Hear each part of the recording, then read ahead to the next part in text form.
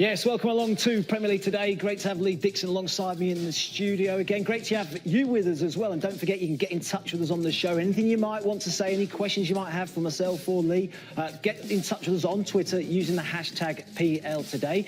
It's been a busy week, hasn't it? Jose Mourinho leaving his post at Manchester United. Lee, what was your initial reaction when you heard the news? Was anybody surprised? I think everybody knew it was coming.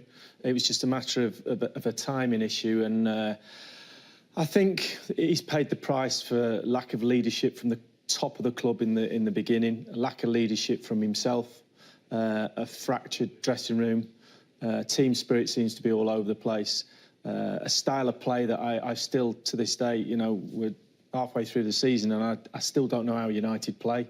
I don't know what their best formation is. I don't know what their best team is. So if you throw all that in the mix, discord with the fans as well, then you're going to get a parting of the ways for a manager, and he's paid the price. And United now, there seems to be a bit of gloom lifted, and we're about to find out with Ian at Old Trafford whether that gloom has been lifted. Well, I'll tell you what, let's go live to Old Trafford. I'd like to say we're joined by Ian Irving at the ground. Ian, welcome along to the show. Thanks for joining us. Bad timing for you, wasn't it, on Tuesday, because you missed the Christmas party? Absolutely, and I'm not sure what my family's going to do either, because at the moment they've got absolutely zero Christmas presents too, so I'll have to fit it in the weekend. It's been quite a busy week round here, as you can imagine. It certainly has been a busy week. I mean, what the timing of it, were you surprised about it? I mean, what's the very latest at Old Trafford? Yeah, a little bit surprised, sort of in line with what Lee was saying there. It felt like maybe a matter of time considering all the problems here at Old Trafford, but certainly the timing of it caught everyone a little bit off guard on Tuesday morning. But the week's progressed the way we expected, with Jose leaving, a new manager coming in. Perhaps we didn't expect it to be Ole Gunnar Solskjaer, but very quickly that became a not very well-kept secret around these parts. And it's progressed again today because he's arrived at the Aon training complex for his first day at work. These pictures are from 7:55 a.m. local time, so starting really early on his first day in charge of Manchester United as the caretaker. The players arrived, as you can see by the light, a little bit later on. They're getting to work at the moment now, beginning their preparations for the match against Cardiff, getting to know Ole Gunnar Solskjaer as well, about his philosophy, about the type of Manchester United team that he wants. And Ole Gunnar as well set the tone straight away by giving a chocolate bar, a Norwegian chocolate bar no less, to Kath on reception, who's been at the club since his time here before. Did you get a chocolate bar as well? Absolutely not, Matt, no. You've spoken to Ashley Young this morning, I believe. First chance to speak to one of the players. What's the players' reaction to the news? Yeah, well, he spoke a little bit about Jose Mourinho, but he was quite keen to actually say that he didn't want to talk about the past. He wanted to talk about what was coming for Manchester United. He said it was disappointing how things had gone with Jose Mourinho, disappointing for Jose Mourinho as well. But he also pointed out the fact that he did win a couple of trophies here in his first season. He finished second in the Premier League as well. It wasn't a complete failure, Jose Mourinho's time here. But in terms of going forward, he's been very strong, actually, Ashley Young, in what he's had to say. He said that he wants to show the fans now that the players are proud to play for this club, that they love this club, that they're proud to go out there and wear the badge on their shirt as well, which is quite a strong statement from Ashley Young. He's also said as well that the players were happy to have Solskjaer in charge, that they were looking forward to speaking to him. He was going after the interview to actually meet Ole Gunnar Solskjaer for the first time, obviously as Manchester United manager. Also very positive as well about having Mike Phelan around this club too. Ian, I've been round Old Trafford a lot, and there's normally a lot of supporters walking round on a non-match day anyway. Have you spoke to any of those? What's the mood round like with the fans? Can you sense it? You can actually. It feels upbeat, it feels positive. I mean, the fans we've spoken to throughout this week have had smiles on their faces speaking about Ole Gunnar Solskjaer. He's that type of character as well. He means that type of thing to this football club as well. His pitch around the front of this stadium, on his knees in the new camp, celebrating the goal, which of course sealed the treble for Manchester United. And in a way, no matter what happens as caretaker manager here, I'm sure his legacy completely secured at Manchester United. Being around the training ground as well, it just felt different today. It felt like a cloud had lifted around the club. There was lots of smiles, lots of positivity, excitement as well. Ashley Young actually said he was excited to get out there on the training pitch, and you get the impression that that's not really been the case throughout the whole of this season. What will be seen as a success for Ole Gunnar Solskjaer this season? What can he achieve? I guess it must be the aim to try and get into the top four. It needs to be, Matt, doesn't it? That's a minimum requirement, of course, at this football club. They're 11 points behind in the race at the moment, but still a lot of football to play in this Premier League season. And he has a chance as well over this festive period, really, to really hit the ground running, because the fixtures are quite kind for Manchester United. He starts at Cardiff, of course, his old side, on Saturday. Then on Boxing Day is his first home match here against Huddersfield. That's quickly followed against Bournemouth here as well, a match after that. There's Newcastle in there. There's an FA Cup tie against Reading at home, which looks very winnable too. So a chance to hit the ground running before Tottenham Hotspur in the new year, and facing the man, of course, that he might come up against to try and get this job. Because interestingly today, noises coming out of the club is that United have already agreed a severance package with Mulder to keep Solskjaer here on a permanent basis. And they have said as well that at the moment they're ruling no one out of the race of becoming the permanent manager in the summer. Great stuff, Ian. Really appreciate you joining us. I'll see you guys. at the Etihad on Saturday. Does that See you there, mean mate. you've got a chance and they're ruling nobody out? Well, you never know. What odds are you for the job? I'll take you as my assistant. Let's have a look at the league table. And I think the reason why Jose Mourinho is no longer Manchester United manager, top four has to be the minimum requirement at the club. They're 11 points off that position right now. Might as well be 12 with the goal difference, 21 Chelsea, United. I mean, when have we seen that? Well, this far into a season? That's the thing that zero. jumps out of this. As soon as you start looking down columns, you're going, well, 17 games and only 7 wins. But that 0 goal difference for me says everything you need to know about Manchester United right now. If you hadn't seen them play, that says everything, because it tells you all about the lack of creativity, because of the slow build-up, the way the midfield is set up, and then it tells you everything about what's going on at the other end, and the fact that they've let so many goals in, and really bad goals as well. And as I said to you before, I don't know how somebody ring in at the end of the show and tell me how United play, because I still don't know what their best setup is. A little bit off the cuff, Yeah, isn't it, if we're totally honest. Let's have a look at his record season by season at United and where it's gone wrong, really, because last season was a good year for them. Yeah. Finishing second, they were City's nearest challengers. Win percentage was very good. That's come right down this season. He's worst in his time at United. And the biggest problem has been the goals conceded. Yeah. He's conceding a goal a game more than he did last year. Yeah, and it's not, we can focus on the defence and say it's the back four. Well, that back 4 or 5 has, changes every week. The personnel change, the positions change, the fact that you've got midfield players playing in the back line. There's all sorts going on, and that creates an uncertainty based on the fact they're in front of arguably one of the best goalkeepers in the league, if not the best at his best. So you look at all of that stuff, and then you say, well, how can they concede all these goals? They're giving the ball away in areas of the pitch, and there's no fluidity in the midfield. Has always been a fast attacking midfield with wingers, and it's all right saying, oh, yeah, well, that was old school. It's old.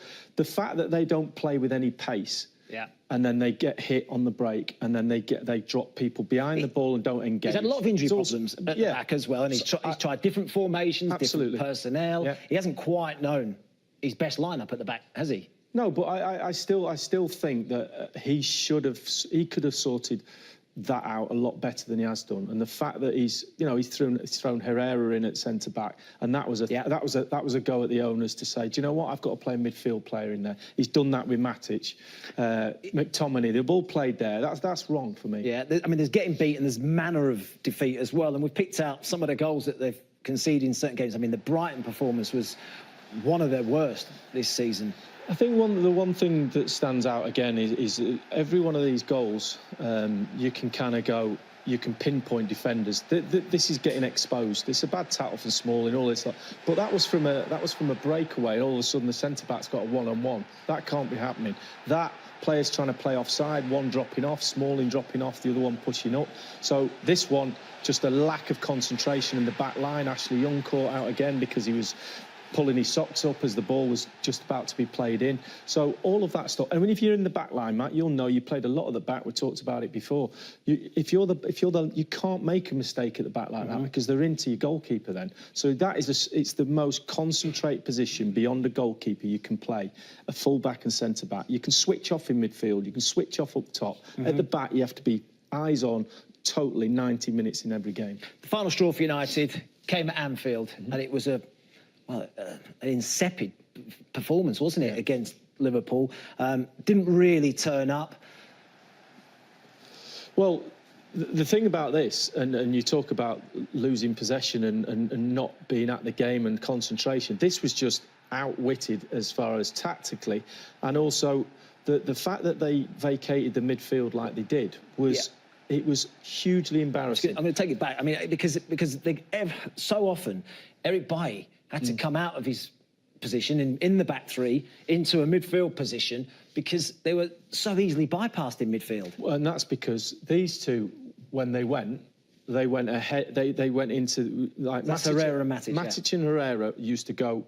They either go together and go into an area that gets exposed, but also if you've got three centre backs, you might say, well, that's fine. But majority of the time, Matic and Herrera played within touching distance of the three centre backs. Yeah. So what that did, it basically vacated the whole of the middle of the pitch.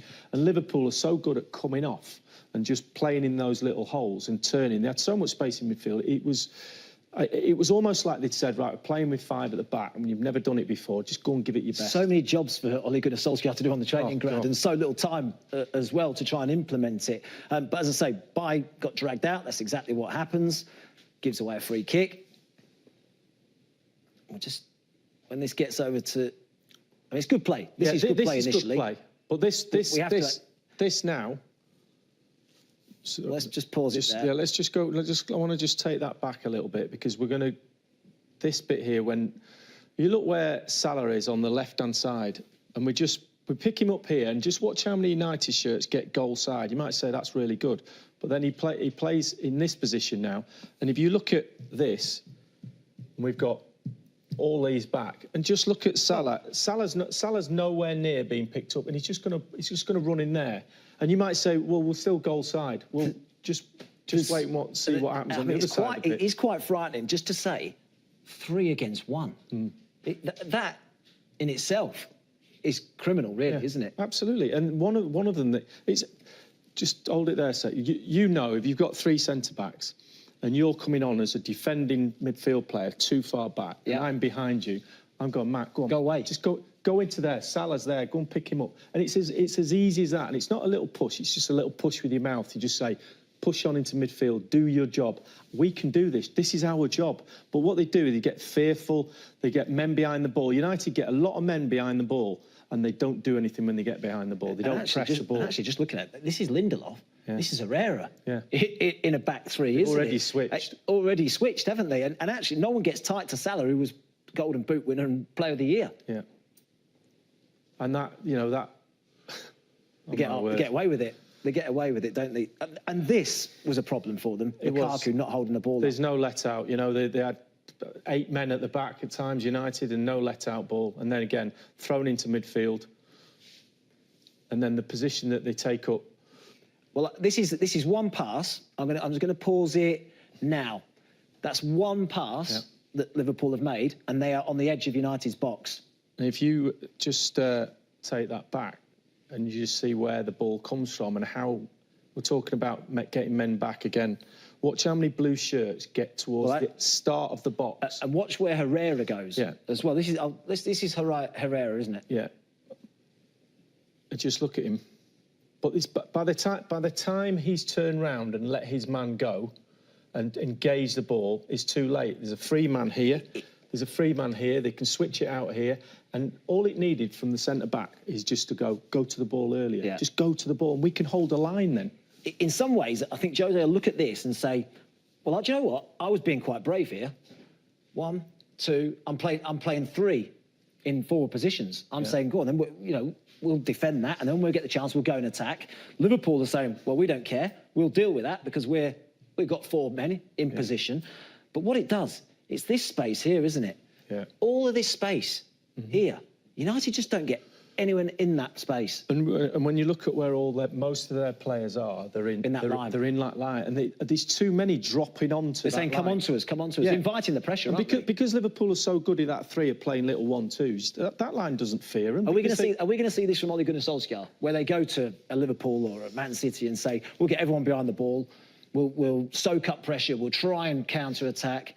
No. No, I think when he went to Cardiff and obviously dropping down to that level from where he played at, and then trying to implement is difficult. Yeah. And it takes time. All managers, I believe, Sol Campbell will probably have the same problem when he goes to Macclesfield, trying to get his ideas over. Tony Adams had it at Wycombe, that type of thing.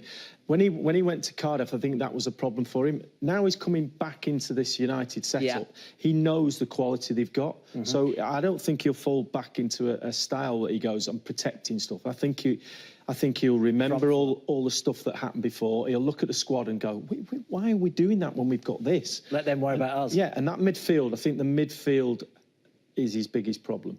The problems at the back, but that you can protect the back four and you can work with that. I think the midfield and getting exposed there, because they shouldn't be exposed there. You've got Herrera and Matic playing at Liverpool. You go, well, they protect stuff. They protected too much and went too far backwards. I was watching the game on Sky and Graham Souness said that. What they haven't got is a Christian Eriksen type player, someone to knit it all together, if you like. Absolutely. Well, I mean, I guess you look at Mata, maybe. He should be that type of character.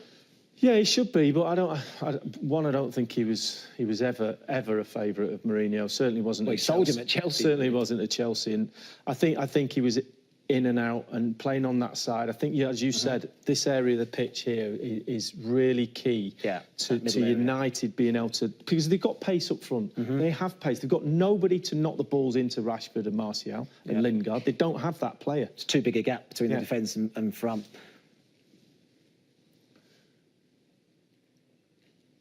This is the goal, I think. No pressure really on the ball, is there? Just want to hold it there. So. Go on then. My button's not working. Just take it back. It's a bit sensitive, my cross. My stop's not working. Where do you want to help? But I just want, again, if you look at lines and we're looking at personnel and we go, OK, we've got how many men do you want and how many Lingard's come back, Herrera's still over here. That's Matic. How can you concede a goal? And if you look at the, if you just look at the amount of space, I would say that when there's no pressure on the ball, which there isn't on Fabinho, your first rule as a centre back is to drop off. Yeah. Because he's got time to pick the pass. Yeah. If he hasn't got time to pick the pass, then you can get a little bit tighter. But in this position, you should just be thinking, right, I'll just be erring on the side of dropping off a touch. We all criticise Ashley Young. He's just made a run over here. He's a bit tired. Well, he gave the free kick away, didn't he? Yeah, he's just pulling his socks up. He's trying to get his breath back. He loses concentration. But to me, Lindelof there, he's got a man in front of him. Absolutely, without a shadow of a doubt, he should know what's going on in here and in here. And he has got all no he's worried clue. about is his man. Just watch his body position. Forget Ashley Young for this moment. Just watch. I'll do it slowly. Just watch him. No clue what's behind me. Oh, too late. He's not even seen it. And great ball. Yeah, and a brilliant finish. And a brilliant goal. Yeah, it is a brilliant finish. This is United attacking, and it's that six. I mean, look at this. This is 1, 2, 3, 4, 5, 6. Yeah. There's the 6. There's that gap. Yeah. Again, in there. And look at the Liverpool players. If they win the ball now, so much space for them, isn't there? It's frightening, really. We had another 5 or 6 clips like this. It's not like you've just, we've trawled through them trying to find weaknesses and make the point. It's actually every single attack seems to be. And how many times have we done it this week? Weeks on end where we've gone, look how slow they come out. Yeah. Look how slow they come out. There's the midfield unchallenged until Ashley Young gets a block and ends up with a shot on target. Second goal, should I say? Yeah. Space out wide.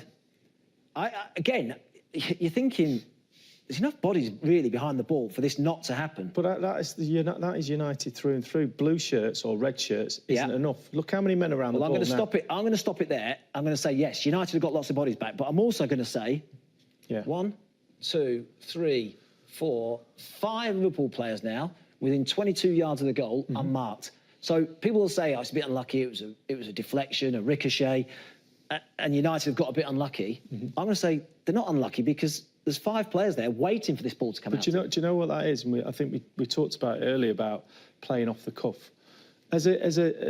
Any of these players here who are defending, who think they're doing jobs. Yeah.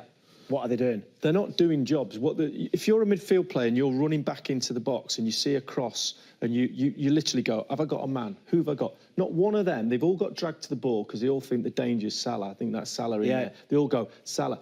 Why would a midfield player get involved in the fact that you've got 3 centre halves? One may be taken out for the cross. Yeah. Why would you get involved in that? And that's just a lack of discipline. It's a lack of organisation. It's a lack of coaching.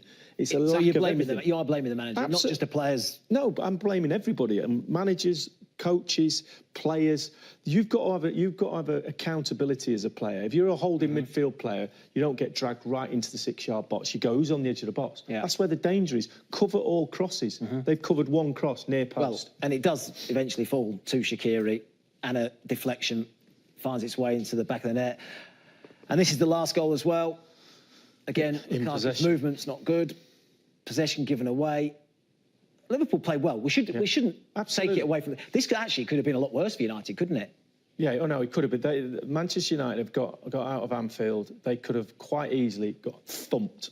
And I'm talking like five or six. You know, the fact they got back in it when they did was a real key to him hanging on for a bit longer, because we went, hang on a minute, Man United. Second half, it could have been 3, 4, 5. Well, we ended up 3, but the stats would suggest that it could have been a lot worse for them. And it was interesting, I think, post-match, hearing Mourinho talking about Liverpool, how good they are, the energy they had. Robertson, he said, I got tired watching him. He was up and down. My players physically just couldn't compete with Liverpool.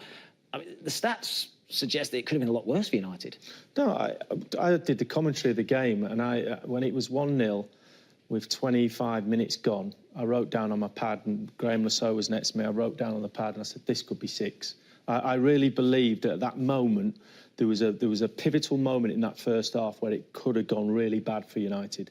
But it didn't. They hung on, they got the equaliser, and then you think second half, you think once they got the second one, it started to feel like again they could. And then when Shaqiri came on, you know, that was he got the goal, and then all of a sudden they get into a 3-1 lead, and then the clock's ticking then, and you could see United looking round. They were almost like a boxer just going, somebody throw the towel in, let's get off and get out of there. The benchmark for United right now is Liverpool. They're top of the league. Yeah. Man City, the champions. That is the benchmark. They've gone to Liverpool, got beat 3-1.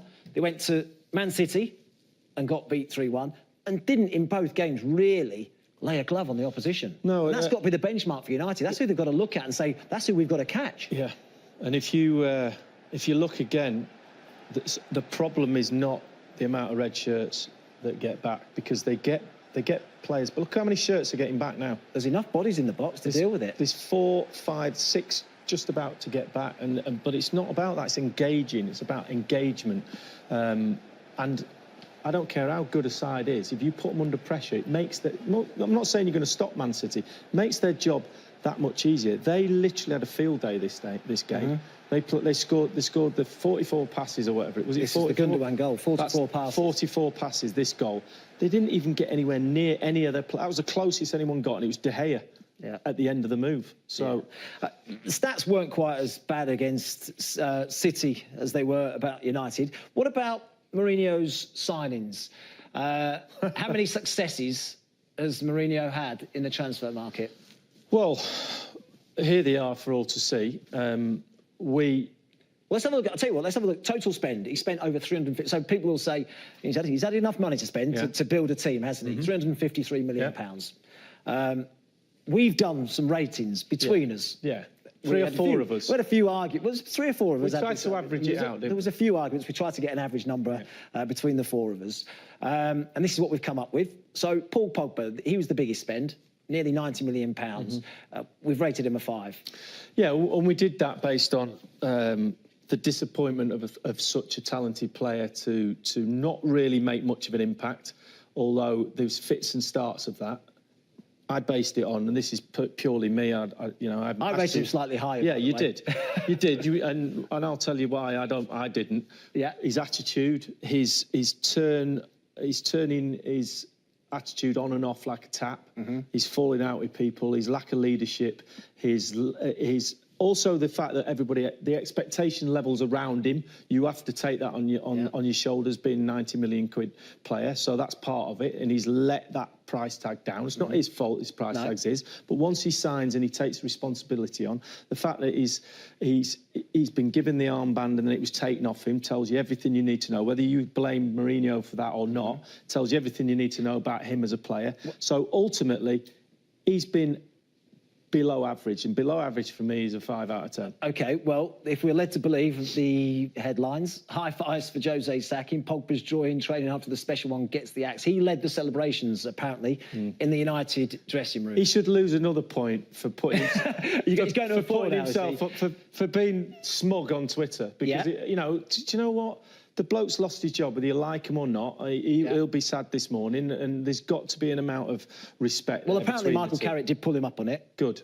We're led to believe, and said it's disrespectful and that, you know, no one's bigger than the club. No. And pull yourself into line, basically. It'd be interesting to see, you know, let's mark him again at the end of the season. Let's see what's... And if he jumps to an 8 and a 9, do you know what? That means he deserves exactly the 4 Do you know what's really now. interesting? And it's... You know, leadership in the dressing room I'm talking about now, and you'll know it really well in your dressing room. Roy Keane was talking about it this week. Gary Neville's been talking about it, that it wouldn't have happened in their dressing rooms because one of the other players would have pulled them up on it. And I actually, you know, I look at the signings, and Zlatan Ibrahimovic, we've actually ranked him the best, 8 out of 10.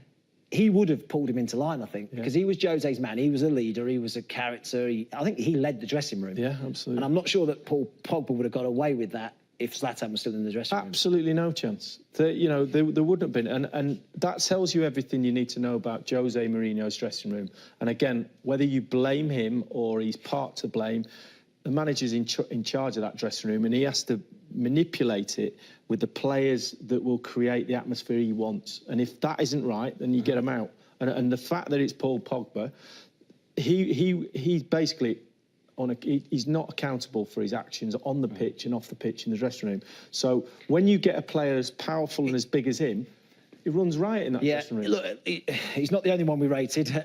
We won't go through them all. Let's just pick a few out. Well, let's look at the non-applicable. So Dalot, early days, hardly played. Lee Grant, likewise, we haven't marked those two. Let's pick the 2 lowest marks. Fred and Alexis Sanchez. Again, I gave Alexis Sanchez a little bit more.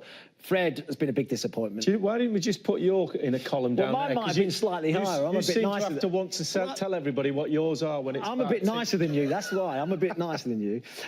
Why have we given Fred and Sanchez a 4 then out of 10? Well, Sanchez, obviously, Alexis pays the price for being as good as he was at Arsenal, so there's a level that he's achieved as a player, and he's way below that. Do we look at his wages, because apparently he's on big money? Well, do you look at that as well, or not? I don't think wages ever, what should I say, enhance a player's performance. I think they only make it worse, because you can become comfortable. And I think I'm not saying he's that type of player, but he's not hit the road running at all. And the fact that maybe a bit up. Maybe we could squeak a half point on there. Do we give Fred a bit of leeway? The fact that it's his first season, just finding his way. Yeah, but that, and again, he's not really played much. Absolutely, I think, but that's the mark he gets for impact. No, of course, whether it's it's a nice thing or not. And Zlatan, top mark, so 8 out of 10. He could have got more actually for me. I think he could have had a 9. 29 goals he got in 53 games. Yes, all competitions that first season. Won the cup final against Southampton. Brilliant. His performances. So, do you want to tell everybody why you put scores for everybody? Well, I might have gone a bit lower on some of these other ones, if we're totally honest. Right. Ole Gunnar Solskjaer has got the job. What was your reaction to him getting the job? I was a bit surprised. Yeah, I thought they might try and get somebody with a bit of Man United in him, and there's no one more than him. What he did as a player, how he was loved by the fans, what he achieved on and off the pitch, how he was in the dressing room. All of that stuff goes to being absolutely perfect for an interim manager. Well, I was about to say, what about this interim manager as well then? Because is that simply because who they want isn't available now? Well, I think they were forced. Forced to make the decision on Jose when they did, because it was the pressure was mounting. Everybody thought maybe they'll wait till Christmas or to the end of the season, but they made that decision. They've got no structure to start picking a manager right now. No director of football. It's all a bit. It's broken from the top down. Yeah, there's a huge amount of work to be. Put the team there. There's a huge amount of work to be done on our club itself. Yeah. So I think an interim manager was absolutely to the end of the season, and somebody who's united. And he's got a bit to prove himself as well. If we looked at his league record, it's modest. Look, over 50% win percentage at Molde. That's not bad. Yeah. Cardiff didn't work. So in the Premier League, he's got a bit to prove as well. Won a couple of leagues in a cup in charge of Mulder. Now, if you're looking at that record, you're Paul Pogba. You didn't really rate Jose Mourinho. You didn't really get on with Mourinho. How's Solskjaer going to get the best out of him? Well, he's got a lot of problems on his hands, but that one's an interesting one. Keep your eye on that, because that, for him, based on one of the biggest reasons they brought him in is because he's United and because he knows about the dressing room then, the coaches, all of the stuff that went on in his memory of Manchester United and what they would like back, because Mourinho, there's no doubt that they've lost a lot of that with wearing a hoodie at the event for Munich and all of that. All of that sort of stuff plays into Solskjaer's hands because he's got all of that. So he comes in, but Pogba is the one who you look at him and go, well, actually, if he is all United and it is all about that thing, then he should leave him out. But he's got to go, I've only got till the end of the season. I need my best players. Is he the one that goes, puts an arm around him and goes, go and be the new Manchester United? That could be a big call. He's got a transfer market as well in January. The window opens very soon.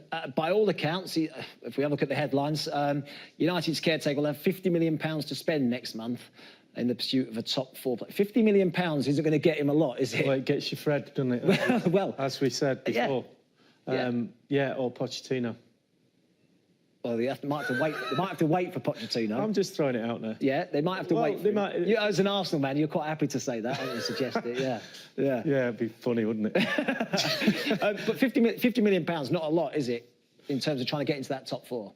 No, it's not. It's no money at all. And I think the new manager, whoever that, he might go on and win the Champions League and get him in fourth. And well, fixture-wise, the next 10 fixtures are actually pretty good, if we're totally honest.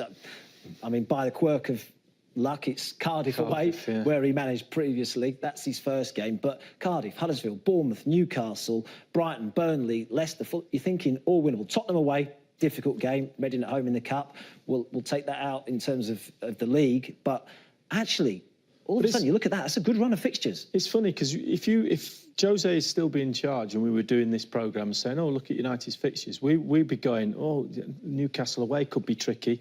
Bournemouth at home, you'd be making a case the other way around. Now, all of a sudden, they're all winnable and they're going to win all those games, and then it's going to be a different situation. Let's hope that there's a resurgence of United, because it's good for the Premier League. It'd be great for him. Jose won't be pleased. He'd be looking at that going, I could have won all them. I could have I could have been in the top four by the end of, middle of February. Yeah. So you've still got to go and win them, and he's got to put Firstly, he's got to decide how he's going to play, what system he's going to play. That's the biggest thing. Yeah, it's going to be interesting to see how he does. It's going to be interesting to see who United go for in the summer. It's also going to be interesting to see what Jose does next and what's his next move. Are we going to see him in the Premier League again, do you think? Where's he going to go? Well, you tell me. Well, top six. None of the top six will take him. So then you're looking at... He's not going to... I believe his ego or his presence... Why wouldn't any of the top six? Well, he's not going to go. He's not going to go to Tottenham. They're not going to do a swap, are they? I don't know. Well, that's the only one he could go to. If Poch goes to Man United, arguably that's the only one he could go to. Right now, we're talking. Yeah, yeah. But in say 18 months' time. But who's going to lose? Chelsea. Well, he's not going to go back to Chelsea for third. No, he's not going to go to Chelsea. Arsenal's not going to. He's not going to lose his job, Emery, in the next 18 months. I think he's out of the top six, and then you're looking below that, and you're going, would he go to an Everton?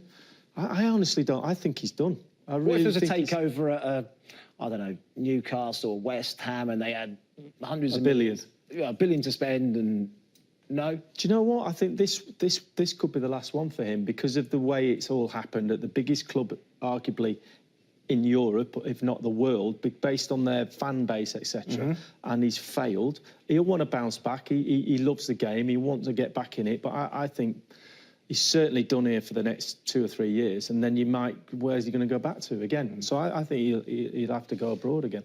OK. This weekend, let's just have a quick look at the fixture. We've talked a lot there about Jose. United have got a game to play. It's against Cardiff, where Ole Gunnar Solskjaer was manager. Yeah. His first job is to try and pick a team. Now, Shaw's fit, Pogba's available and fit. What does he do? Any idea? Not a clue. I think this next couple of days of training and dressing room chat, probably more than training, because he knows what he can do. The actual chats he has with the players and how they respond to him as a voice, because straight away, I'd love to be in that dressing room right now, because when he sits them all down, I sound silly, but what does his voice sound like to those players? When he sits down and goes, his first... Is he demanding? His first sentence, what is he going to say? How does he present himself to this array of players that have constantly failed the manager before, who are talented? What does he say to them? Where does he sell himself to them? You know, does he just sit back on what he's done and go, look, I know this club. Yeah, we're going to get this back. Well, he's had problems before in the reserves at United, but I would suggest that he says we're going to play on the front foot. We're going to attack, and the players would go, oh, yeah, brilliant. Have to. That's what I think he'll say to the team. And if you think about what's gone on in the last couple of years, as you said, it'd refreshing to the players to go, well, we haven't got to like double up, and Matic and Herrera haven't got to play in the back four, and I think that's the only way for United. Tim Sherwood was on yesterday. He said it's the easiest job in the world, taking United where they are now. I think when he took the job on a similar basis, he said, right, go out there and show that the manager was hopeless previously. Has he thrown his hat in the ring for the job? For the United job? Well, I don't know. Who knows? Who knows? So what about this game? For it. Look, United have to win, don't they? Yeah. Against Cardiff. Will they win? They've got to win. It all depends how they respond. I think the quality-wise, they beat Cardiff, but you know what the manager's like, and you know what the Cardiff are going to do to him. They're going to go, right, you want to fight this? You want to play your football attacking-wise? Well, we're going to put you under pressure, and there's going to be balls in the corners. They're going to put the back line under pressure. Will he get them in the top four, do you think? No. Too big a gap? Too big, yeah. What was it, 11 points? Yeah. Yeah. Interesting, isn't it? He's got a big job on his hands, Ole Gunnar Solskjaer, a new manager in the Premier League. When we come back, we're going to take a short break. We're going to look at Ralph Hasenhüttl of Southampton. He's made a big impact.